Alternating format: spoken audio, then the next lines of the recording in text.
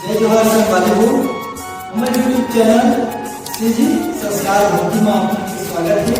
ये चैनल के माध्यम से आप मन तो बराबर भजन आप पसंद आए तो बिल्कुल लाइक शेयर कमेंट और सब्सक्राइब जरूर करें।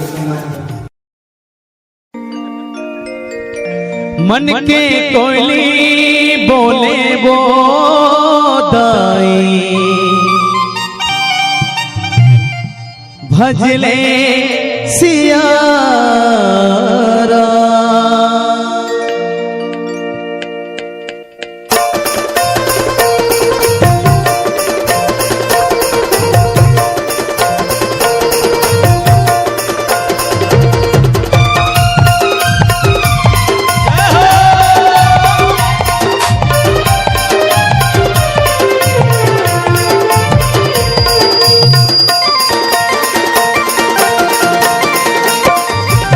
मन के कोयली कोयली कोयली मन के कोयली कोयली कोयली मन के कोयली बोले वो दाई भजले सिया राम।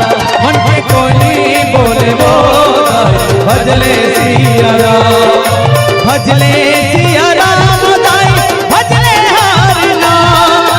भजले सिया राम दाई भजले हरि नाम। भजले सिया राम।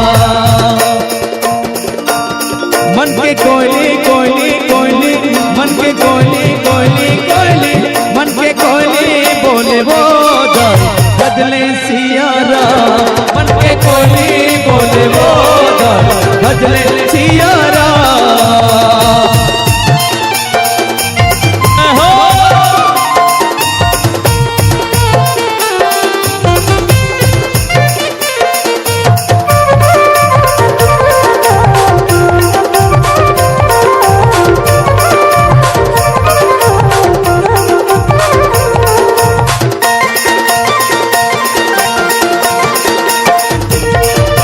गाँव के मोरे अंगना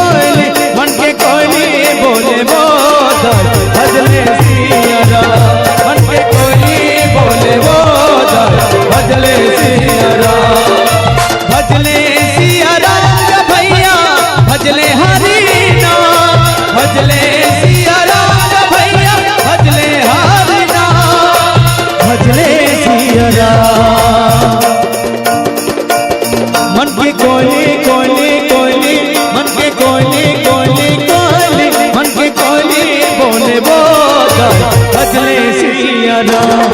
मन के कोयली बोले वो जाए भजले सिया राम।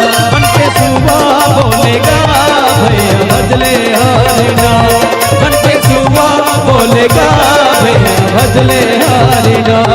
मन के कोयली बोले वो जाए भजले सिया राम। मन के कोयली बोले वो जाए भजले सिया राम। मन के कोयली बोले वो दाए भजले सिया राम। सियावर रामचंद्र की जय।